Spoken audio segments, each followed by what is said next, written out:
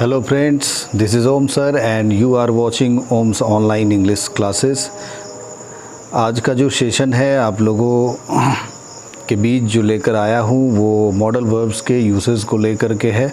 और आप सभी जानते हैं कि मॉडल वर्ब जो है वो एक काफ़ी इम्पॉर्टेंट जो है वो ऑक्सिलियरी वर्ब है, जिसको लेकर के काफ़ी सारे क्वेश्चंस जो है वो कॉम्पिटिटिव एग्ज़ामों में भी और जितने सारे एकेडमिक एग्ज़ाम होते हैं उन सब में जो है वो पूछा जाता है। और इसके काफ़ी ज़्यादा वेरिएशन है, इस वजह से स्टूडेंट्स को खासी जो है वो प्रॉब्लम का जो है वो सामना करना पड़ता है वाइल आंसरिंग क्वेश्चंस। यानी जब वो इन प्रश्नों को बनाते हैं तो उन्हें जो है वो काफ़ी देखा गया है कि काफ़ी कन्फ्यूज़न जो है वो रहता है इसके यूसेज को लेकर के, क्योंकि ये मॉडल वर्ब जो है वो किसी एक अर्थ को लेकर के जो है वो वाक्य में नहीं आते हैं, कई सारे इसके मीनिंग्स होते हैं और इसी वेरिएशन के चलते जो है वो मॉडल वर्ब्स जो है वो अक्सर जो है वो स्टूडेंट्स को पजल्ड लगता है। तो आज जो है वह मेरी पूरी कोशिश रहेगी कि मॉडल वर्ब्स को इस तरीके से आप लोगों को बताऊं कि आप लोगों के मन में जो कुछ भी शक और संदेह जो है वो मॉडल वर्ब को लेकर के है वो सब के सब जो है वो दूर हो जाए। इससे पहले कि मैं अपने सेशन को जो है वो आज के इस सेशन को जो है वो आगे बढ़ाऊं, आप लोगों से मेरी रिक्वेस्ट है कि यदि आप मेरे इस चैनल पर जो है वो नए आए हैं तो please subscribe the channel and press the bell icon to get more knowledgeable and important upcoming videos। So let's start with modal verbs. जैसा कि आप सभी देख रहे हैं कि मॉडल वर्ब जो है वो मैंने हेडिंग के तौर पर जो है वो लिखा है। और जहाँ तक इसके डेफिनेशन की बात है, modal verb is an auxiliary verb, ये एक सहायक क्रिया ही है यानी हेल्पिंग वर्ब ही है, used with the main verb, और इसके साथ जो है मुख्य क्रिया का प्रयोग होता है। और यह जो है वो मॉडलिटी को दर्शाता है, यानी कहने का मतलब है कि तौर तरीक़ों को बतलाता है। यानी जैसे संभावना हो गया, जैसे जो है वो सलाह हो गया, जैसे कि सजेशन हो गया, तो मतलब कई सारे जो है वो इसमें आपको आइडियाज़ को यह जो है वो मतलब एक्सप्रेस करता है। तो इसलिए मैंने जो है यहाँ मॉडलिटी लिखा है। और एग्ज़ाम्पल के तौर पर आप देख सकते हैं जो कुल 13 मॉडल वर्ब है उनमें से कुछ को मैंने यहाँ पर जो है वो लिख दिया है। और लेकिन आज का जो सेशन स्टार्ट करेंगे वो सबसे पहले जो है वो सेल के यूज़ को लेकर के करेंगे। तो सेल का जो है वो पहला यूज़ जो है वो आप लोग जो है वो ध्यान से देखिए, यूज़ ऑफ सेल लिख लेंगे। यूज़ ऑफ शैल, शैल का जो यूज़ है, पहला यूज़ सबसे पहले जान लीजिए कि सेल का यूज़ जो है वो फ्यूचरिटी को बतलाता है, यानी फ्यूचर एक्शन को बतलाता है। यानी कि फर्स्ट पर्सन के सब्जेक्ट आई और वी के साथ जब इसका प्रयोग होता है तो ये फ्यूचरिटी को बतलाता है, यानी कि भविष्य में होने वाली क्रिया को बतलाता है। तो इसको हम लिखेंगे शैल का यूज़ फर्स्ट पर्सन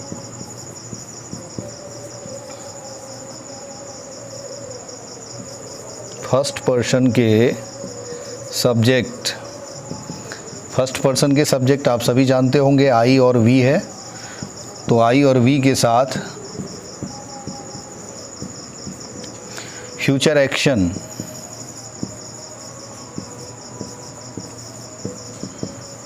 एक्शन को दर्शाता है, ठीक है। और जो इसका स्ट्रक्चर होगा जो कि सारे मॉडल वर्ब पर लागू होगा, यानी कि इसका हम स्टैंडर्ड स्ट्रक्चर जो है वो आप लोगों को लिख देता हूँ मैं। सब्जेक्ट प्लस उसके बाद जो है वो मॉडल वर्ब होगा। तो मॉडल वर्ब के प्लेस पर आप कोई सा मॉडल वर्ब यूज़ कर सकते हैं, लेकिन चूंकि अभी हम लोग शैल के यूज़ की बात करेंगे तो हम लोग यहाँ पर अभी केवल सेल लिखेंगे। लेकिन जहाँ तक स्ट्रक्चर का सवाल है तो यही स्ट्रक्चर सारे मॉडल वर्ब्स पे लागू होगा। सब्जेक्ट प्लस मॉडल वर्ब और उसके बाद मेन वर्ब जो है वो लिखा जाएगा V1 फॉर्म में, और वो भी बिना टू के, यानी V1 विदाउट टू लिखना है आपको। यानी इसमें इन्फिनेटिव विदाउट टू का प्रयोग जो है वो होता है, विद टू का प्रयोग नहीं करेंगे। और उसके बाद जो है वो आप ऑब्जेक्ट लिख सकते हैं या अदर वर्ड्स लिख सकते हैं। तो ये इसका एक बेसिक स्ट्रक्चर है। आगे जो है वो और भी सारे स्ट्रक्चर्स की बात करेंगे। जैसे जैसे जो है वो इसके यूज़ में हम लोग आगे बढ़ेंगे, लेकिन पहला जो स्ट्रक्चर है जिस पर कि सारे मॉडल वर्ब्स को लिखा जा सकता है वो यही है। और इसका जो है वो पहला एग्ज़ाम्पल जो है हम फ्यूचरिटी को बतलाने के लिए यानी फ्यूचर एक्शन को बतलाने के लिए लेना चाहेंगे। और हम जो हमारा एग्ज़ाम्पल होगा वो होगा ये, I shell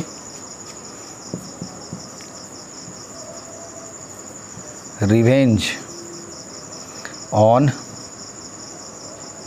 them. I shall revenge on them यानी मैं उनसे या उन लोगों से बदला लूँगा। तो कब लूँगा?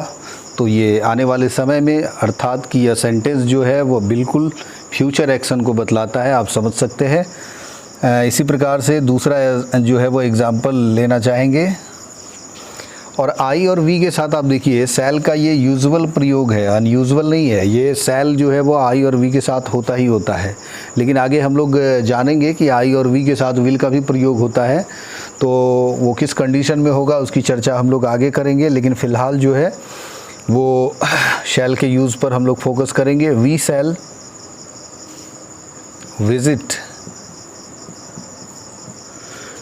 विजिट द ताजमहल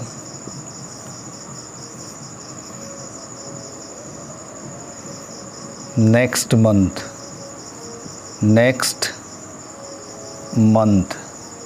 यानी कि अगले महीने हम लोग ताजमहल की सैर करेंगे। तो ये आप देख सकते हैं इसमें जो एक्शन है विज़िट करना यानी कि सैर करना, घूमना, वो फ्यूचर में है। यानी कहने का मतलब है कि अगले महीने, ये फ्यूचर टाइम को एक्सप्रेस करने वाला ये एडवर्ब ऑफ टाइम है, जिससे पता चलता है कि कार्य जो है वो भविष्य में होने वाला है। ठीक है, तो इस तरीके से आप इसमें देख सकते हैं कि आई और वी फर्स्ट पर्सन के सब्जेक्ट है और इसके साथ अगर शैल का यूज़ होता है तो ये फ्यूचरिटी को बतलाता है। और इसीलिए बिल्कुल यही स्ट्रक्चर, जिस स्ट्रक्चर पे मैंने इस दोनों सेंटेंसेस को लिखा है, बिल्कुल इसी फॉर्म पर जो है वो सिंपल फ्यूचर जो है वो लिखा जाता है, फ्यूचर एक्शन को बतलाता है। तो आप लोग इसे जो है वो कॉपी कर लें, फिर आगे बढ़ेंगे। शैल का अगला यूज जो है वो हम लोग सजेशन के लिए, यानी सजेशन को यह कब दर्शाता है और जब यह सजेशन वाला वाक्य होता है तो इसका कौन सा फॉर्म होता है, यानी अपने यह किस फॉर्म में होता है, उसको हम लोग भी जानेंगे। तो सबसे पहले जो है वो देखिए इसका दूसरा यूज जो है शैल का यूज़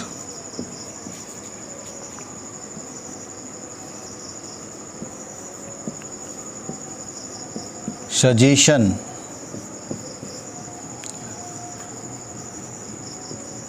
प्रपोजल को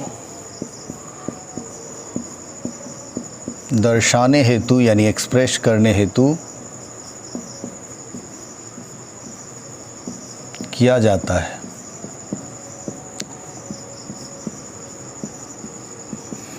और इस सेंटेंस को हम लोग इंटेरोगेटिव, यस नो इंटेरोगेटिव के फॉर्म में लिखते हैं। तो यूजुअली देखा गया है कि स्टूडेंट्स इसके हिंदी मीनिंग को लेकर के भी कंफ्यूज रहते हैं।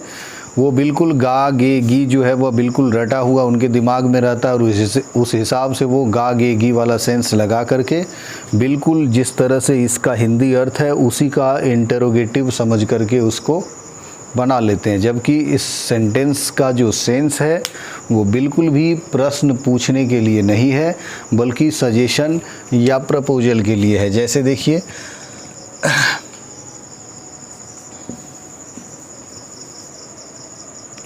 शैल आई, हम सभी जानते हैं कि इंटेरोगेटिव यस नो जब सेंटेंस लिखते हैं हम लोग तो हेल्पिंग वर्ब को सब्जेक्ट के आगे कर लिया जाता है, तो उस हिसाब से आई के पहले शैल को लाया गया है। जबकि सामान्य जो है वह सिचुएशन में यानी कि अफर्मेटिव सेंटेंस में हम लोग सब्जेक्ट के बाद शैल लिखते हैं जैसा कि इसमें लिखे हैं, लेकिन इस वाक्य में मैंने क्या किया है वो शैल को आगे कर लिया है सब्जेक्ट से। शैल आई go to Patna for a job.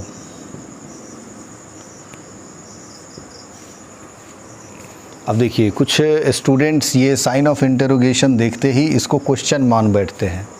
Shell I go to Patna for a job, तो उसका हिंदी वो इस तरीके से करते हैं कि क्या मैं नौकरी करने के लिए पटना जाऊंगा या क्या मैं नौकरी के लिए पटना जाऊंगा। अब ये समझ सकते हैं कि क्या मैं पटना जाऊंगा, इस तरह के जो है वो सेंटेंसेस और इस तरह के स्टेटमेंट अगर हम किसी से पूछते हैं कि क्या मैं पटना जाऊंगा, तो ये कितना रेडिकुलस लगता है, कितना हास्यास्पद है कि मैं खुद जो है वो नहीं जानता हूँ कि मैं पटना जाऊँगा या नहीं जाऊँगा और सामने वाले से पूछ रहा हूँ। तो ये बिल्कुल जो है वह बेतुका लगता है, बिल्कुल जो है वह ये नॉनसेंस लगता है कि किसी से मैं यह पूछूं कि क्या मैं पटना जाऊँगा या क्या मैं खाऊँगा।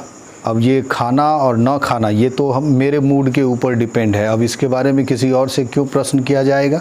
तो इसलिए ऐसे वाक्यों का अर्थ इस तरीके से हम लोग नहीं निकालेंगे कि क्या मैं पटना जाऊँगा, क्या मैं खाऊँगा, ठीक है, क्या मैं खेलूँगा, बल्कि इसको हम लोग इस तरीके से सजेशन के तौर पर लेंगे कि क्या मुझे पटना जाना चाहिए।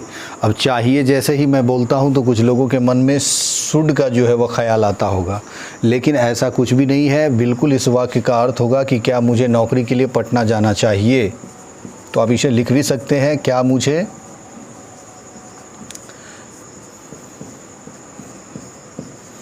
नौकरी के लिए पटना जाना चाहिए। कभी कभी इसी वाक्य को हम लोग ऐसे भी बोल लेते हैं, क्या मैं नौकरी के लिए पटना जाऊं। कभी कभी हम लोग इस तरीके से भी बोलते हैं, क्या मैं जाऊं या क्या मुझे अब निकलना चाहिए, क्या मुझे चलना चाहिए। इसी प्रकार देखिए, shall we wait for the right time, क्या हम लोगों को सही समय का इंतज़ार करना चाहिए या क्या हम लोग सही समय का इंतज़ार करें, न कि करेंगे। अब जब खुद ही करना है तो खुद के बारे में दूसरों से जो है वो क्वेश्चन पूछना बिल्कुल जो है वह रेडिकुलस है, बिल्कुल हास्यास्पद है। तो इस तरीके से हम इस वाक्य का हिंदी अर्थ जो है वह करते हैं, और यानी कि ऐसे हिंदी वाक्यों का यह अनुवाद होता है, shall we wait for the right time, क्या हम लोग सही समय का इंतज़ार करें या फिर क्या हम लोगों को सही समय का इंतज़ार करना चाहिए। ठीक है, तो अब अगले यूज़ की तरफ बढ़ेंगे और बेहतर होगा कि आप लोग ऐसे स्ट्रक्चर्स पे अपनी तरफ से जो है 2-4 सेंटेंसेस जो है वो बनाने का या फिर मन में ही जो है वो सोचने का जो है वो प्रयास करें, तो ज़्यादा बेनिफिशियल होगा आप लोगों के लिए, और ये सारे जो है वो पर्टिकुलर जो सेंस है वो आपको अच्छे तरीके से समझ में आ जाएंगे। और अगर आपकी लैंग्वेज अच्छी बनेगी तो क्लोज टेस्ट और जो कॉम्प्रिहेंशन वाला पार्ट होता है जिसमें कि क्लोज टेस्ट और पैसेज पूछा जाता है, उस पर आपकी पकड़ जो है वो ज़्यादा से ज़्यादा होगी। तो अगला जो इसका शैल का यूज़ हम लोग पढ़ने जा रहे हैं वो देख लीजिए। शैल का यूज़ हम लोग सेकंड एवं थर्ड पर्सन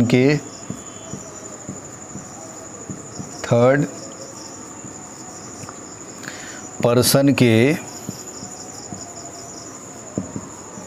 सब्जेक्ट्स के साथ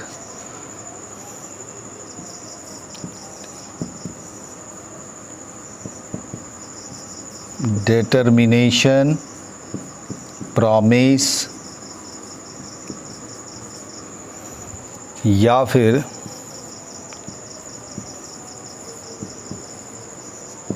थ्रेटनिंग को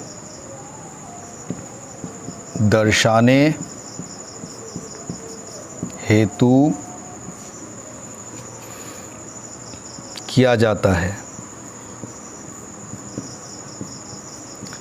यानी कि अभी हम लोगों ने जाना कि आई और वी के साथ इसका यूजुअल प्रयोग है शैल का, लेकिन अभी हम लोग जानेंगे शैल का यूज सेकंड एवं थर्ड पर्सन के सब्जेक्ट्स के साथ, यानी कि यू के साथ, यानी कि दे के साथ, यानी कि ही के साथ और यानी कि सी के साथ, इट के साथ। तो ऐसे जो सब्जेक्ट्स होते हैं, अब आप लोग चौंक गए होंगे कि इसके साथ तो अक्सर हम लोग विल यूज़ करते आए हैं। बिल्कुल विल भी यूज़ होता है, लेकिन जब उसके साथ शैल का प्रयोग किया जाता है तो अगेन जो है वो इसके मीनिंग में जो है वो एक चेंज जो है वो देखने को मिलता है। वाक्य जो है वो ख़ास जो है वो कह सकते हैं कि अर्थ लेकर के आता है, और वो है डिटर्मिनेशन। हम लोग डिटर्मिनेशन कहते हैं दृढ़ संकल्प को, दृढ़ संकल्प कह सकते हैं इसको, दृढ़ संकल्प। यानी जब हम पूरी तरह से अटल रहते हैं, अटलता के साथ कोई बात करते हैं, यानी हमारे बोलने का जब लहजा बिल्कुल दृढ़ होता है, यानी पूरी तरह से संकल्पित होकर के बात करते हैं, तब हम लोग थर्ड पर्सन और सेकंड पर्सन के सब्जेक्ट के साथ विल के बजाय शैल का प्रयोग करते हैं। ठीक उसी प्रकार अगर किसी से आप प्रॉमिस करेंगे, अगर वादा करेंगे, तो भी आप जो है वो इस तरीके का यूज जो है वो कर सकते हैं। साथ ही साथ किसी को धमकाने के लिए भी हम लोग इस तरीके का प्रयोग करते हैं, यानी थ्रेटनिंग कहते हैं धमकी को। ठीक है, तो अगेन जो है वो उसी स्ट्रक्चर पर सेंटेंस जो है वो हम लोग लिखेंगे। जैसे देख सकते हैं आप, ही शैल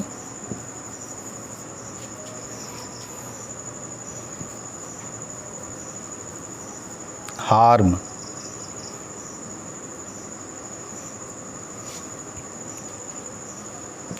हर,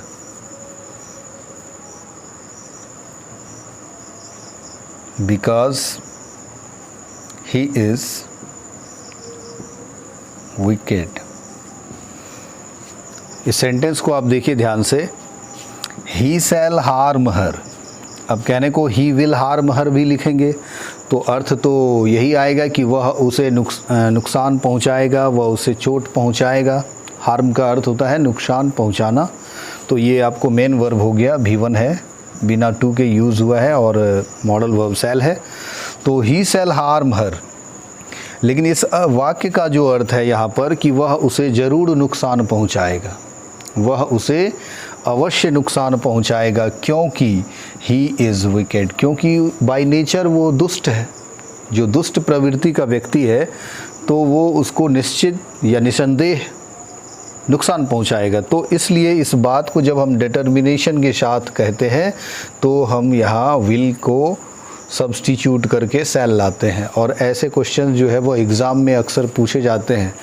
तो अगर यहाँ पर अगर ब्लैंक दे दिया जाए और आपको शैल और विल दोनों ही ऑप्शन में डाल दिया जाए, तो भी आपको जो है वह बिल्कुल अपने माइंड में क्लियर रहना है कि यहाँ पर विल नहीं बल्कि शैल का यूज़ होना है।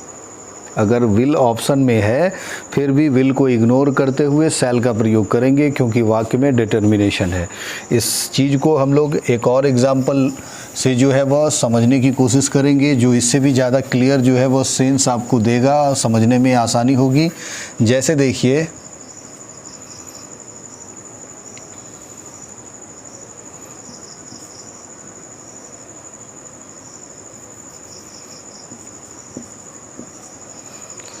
सी शैल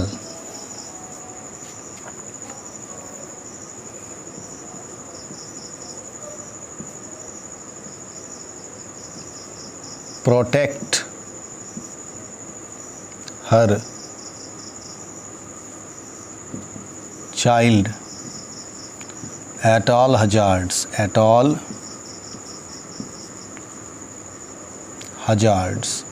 एट ऑल हजार्ड्स जो है वो एक ईडियम है जिसका अर्थ होता है at any cost, at any cost, ये इसका मीनिंग है एट ऑल हजार्ड्स। ये एक प्रकार का ईडियम है, इसको याद रखेंगे, मुहावरा है ये, एट ऑल हजार्ड्स। इसका अर्थ होता है किसी भी कीमत पर।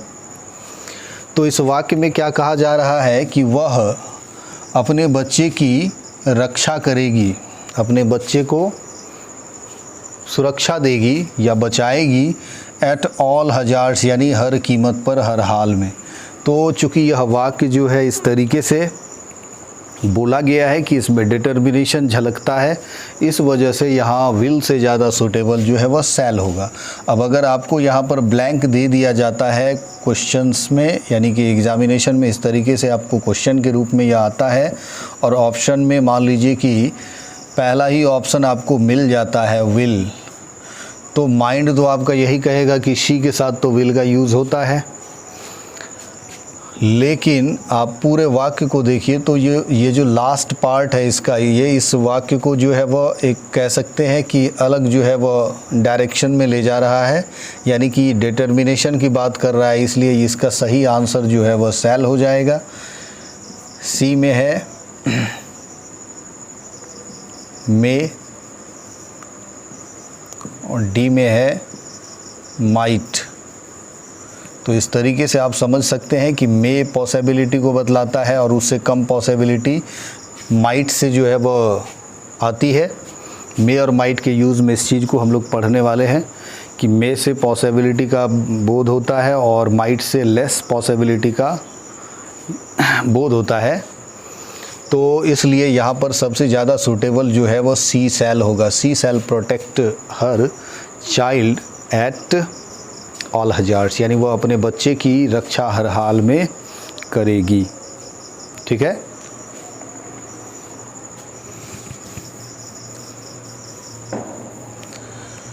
इसी प्रकार देखिए,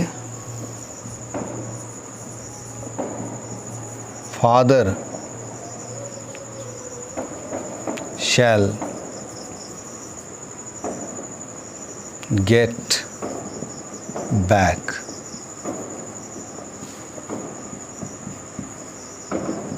within an hour। ये क्वेश्चन भी जो है वो पूछा हुआ क्वेश्चन है, आप देख सकते हैं। और इस सेंटेंस के हेल्प से, चूँकि इस सेंटेंस को लिखा गया है फादर सेल से, ब्लैंक आपको मान लीजिए यहाँ पर दिया गया, यानी कि प्रेपोजिशन के पॉइंट ऑफ व्यू से आपको क्वेश्चन पूछा गया, लेकिन यहाँ जो प्रेपोजिशन तय करने वाला जो टर्म है वो यहाँ पर शैल है, क्योंकि वाक्य को इस कह सकते हैं कि मतलब अंदाज में लिखा गया है कि वाक्य में जो है वो निश्चितता का बोध आ गया कि फादर शैल गेट बैक, यानी आप किसी को यकीन दिला रहे हैं कि पिताजी जो है वो अवश्य लौट जाएंगे, यानी एक तरीके से आप प्रॉमिस कर रहे हैं उससे कि पिताजी 1 घंटे में अवश्य जो है वो लौट जाएंगे। अब यहाँ पर आपको इन भी दिया हुआ है और विद इन भी दिया हुआ है। ठीक है। 4 भी ऑप्शन में दिया हुआ है, फ्रॉम भी दिया हुआ है, या ऑन दे देते हैं डी ऑप्शन में। अब आप यहाँ देख सकते हैं इन एन आवर भी सही एक्सप्रेशन है और विद इन, सॉरी ING हो गया, विद इन। तो विद इन भी जो है वो एक प्रेपोजिशन है जो कि सही एक्सप्रेशन है, विद इन एन आवर, यानी 1 घंटे के भीतर। तो चूँकि यहाँ पर बात जो है वह पूरे विश्वास के साथ, पूरे प्रॉमिस के साथ, पूरे डिटर्मिनेशन के साथ कहा गया है, इसलिए यहाँ पर आप विद इन लिख करके जो है वह सेफ जोन में रह सकते हैं। विद इन का अर्थ, क्योंकि मान लीजिए पिताजी बाज़ार गए, वो कब लौटेंगे ये आप सही नहीं कह सकते, पूरी तरीके से आप श्योर नहीं हो सकते।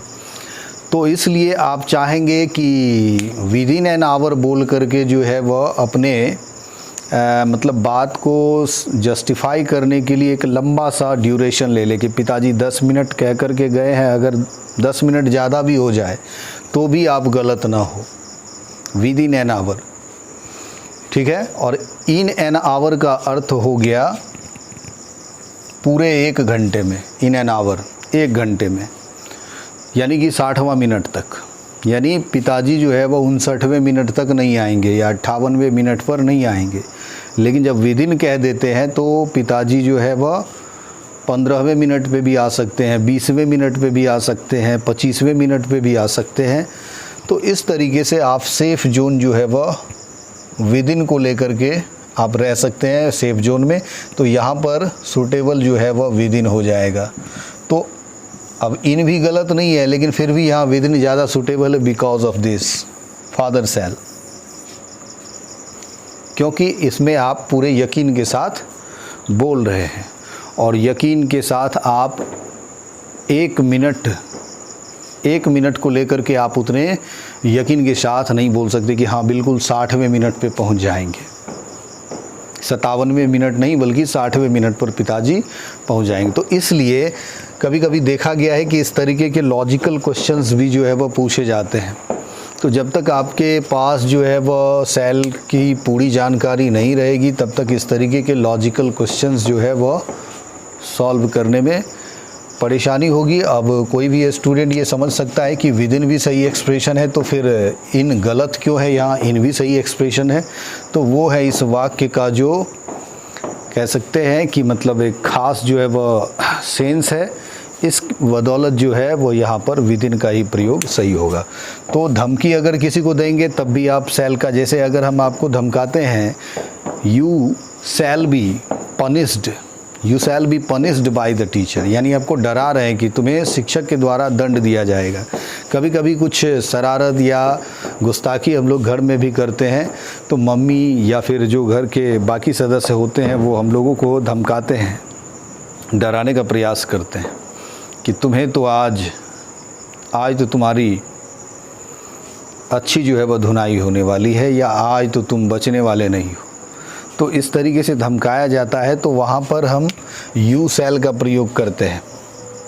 तो शैल के ये जो इम्पॉर्टेंट रूल्स हैं इसको हमेशा ध्यान में रखें।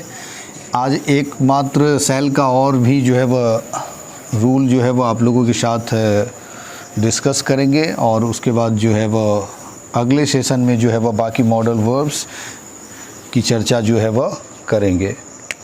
तो शैल का जो अगला यूज़ है वो क्वेश्चन टैग में वर्ब के फॉर्म को लेकर के है। तो शैल का यूज़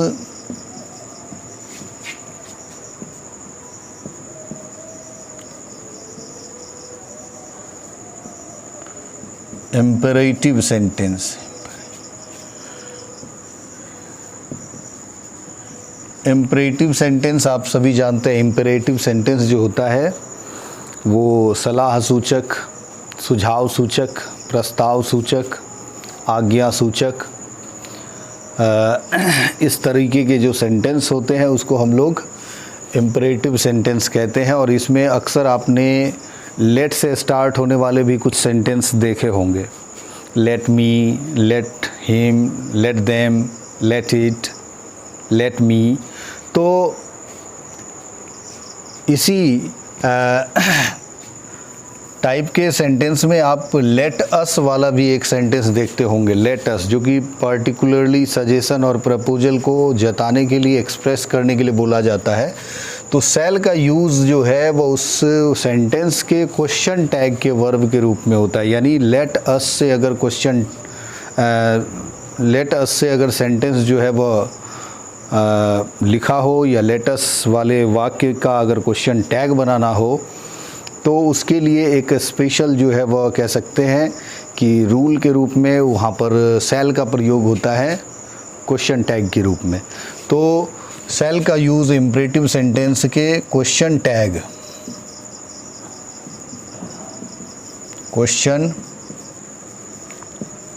के वर्ब के रूप में किया जाता है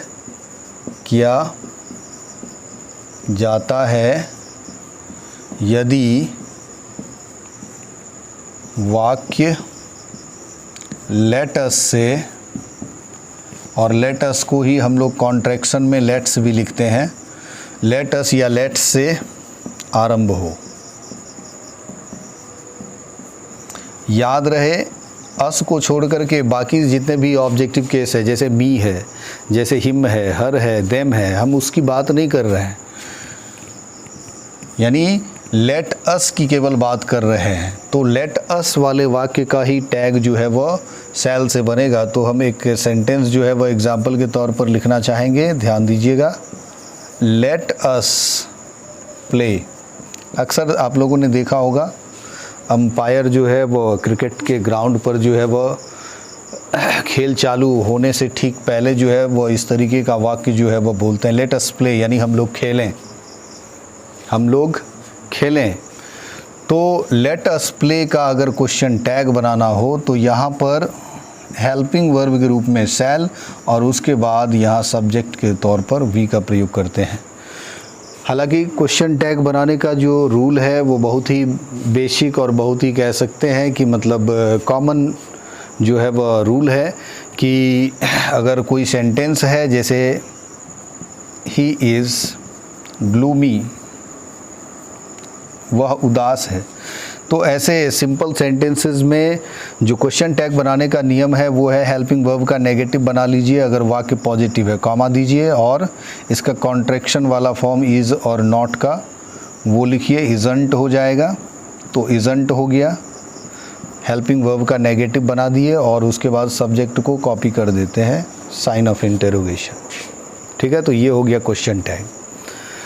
ही इज़ ग्लूमी, इज़ंट ही, यानी वह उदास है ना, वह उदास है ना। तो इस तरीके का सेंस जो है जब इस अंदाज में हम बात करते हैं तो उसमें क्वेश्चन टैग ऐड करते हैं, जोड़ते हैं। तो जो जनरल रूल है वो है कि हेल्पिंग वर्ब लीजिए और उसका नेगेटिव बना दीजिए अगर वाक्य पॉजिटिव है, और अगर वाक्य ऑलरेडी नेगेटिव है तो फिर इसको पॉजिटिव लिखिए, यानी इज़ ही लिखिए। जैसे अगर है सी इज़ नॉट शाय, तो नेगेटिव ये ऑलरेडी है तो इसका टैग जो है वो हो जाएगा इज। इसका नेगेटिव बनाने की अब ज़रूरत नहीं है, इज सी। ठीक है, तो इस तरीके से ये एक कह सकते हैं बहुत ही बेसिक और बहुत ही जो है वो कॉमन रूल है। लेकिन ये इसका स्पेशल रूल हो गया क्योंकि आप देख सकते हैं इसमें कहीं भी हेल्पिंग वर्ब इस सेंटेंसेस के जैसे यूज़ नहीं है, फिर भी इसमें हेल्पिंग वर्ब का प्रयोग तो क्वेश्चन टैग के लिए होना ही है। तो यहाँ पर जो है वह स्पेशली जो है वह शैल का ही प्रयोग होता है, तो इस चीज़ का ख्याल रखेंगे। हालांकि जो अदर लेट से आगे बताने वाले हैं, लेट से अदर जो सेंटेंस स्टार्ट होते हैं जैसे लेट मी प्ले, मुझे खेलने दो, मुझे खेलने दो, मुझे खेलने दीजिए, लेट मी प्ले। तो इसका टैग जो है, अब चूंकि लेट से इसकी भी शुरुआत हुई है, लेकिन आप देखिए लेट के बाद क्या है, मी है, अस नहीं है, तो इसका टैग शैल भी नहीं हो सकता, इसका जो है वह विल यू होता है, इसका टैग विल यू होता है, जो कि हम विल के यूज़ में पढ़ने वाले हैं। तो इसलिए आप इस सेंटेंस से बिल्कुल भी कंफ्यूज जो है वह ना हो कि लेट से यह भी स्टार्ट है तो इसका भी शैल भी लिख दें, ऐसा नहीं करना है। इसका जो है वह सब्जेक्ट जो है वह यू रहता है, वो बताएंगे कैसे रहता है, इनविजिबल रहता है, वो कैसे, इसकी चर्चा आगे करेंगे। लेकिन तत्काल आपको केवल ये जानना है कि लेट अस से जितने भी सेंटेंस इम्परेटिव सेंटेंस स्टार्ट होंगे उसके अगर टैग को लेकर के अगर क्वेश्चन पूछा गया तो वहाँ शैल बी का प्रयोग करेंगे। जैसे आप देखिए एक एग्जाम्पल जो है वो हम लिखेंगे क्वेश्चन का, let us work together, work together, let us work together, तो इसका टैग हो जाएगा शैल बी। जब आपको यह क्वेश्चन के रूप में पूछा जाता है तो कुछ इस तरीके से, यानी ब्लैंक आपको दिया जाता है और ऑप्शन में आपको दिया जाता है जैसे विल यू, बी में दिया जाएगा शैल वी, और सी में दिया जाएगा वॉन्ट यू, डी में दिया जाएगा शांट वी, शांट वी। तो आपको यह भी ध्यान रखना है कि इसका नेगेटिव टर्म भी इसमें यूज़ नहीं होता है, इसका पॉजिटिव टर्म जो है वो यूज़ होता है, शैल भी इसका राइट आंसर होगा। तो इस तरीके से शैल के अलग अलग यूसेस के बारे में हम लोगों ने आज जाना। अगला जो सेगमेंट होने वाला है, अगला जो सेशन होने वाला है वो अगले किसी मॉडल वर्ब के साथ होगा।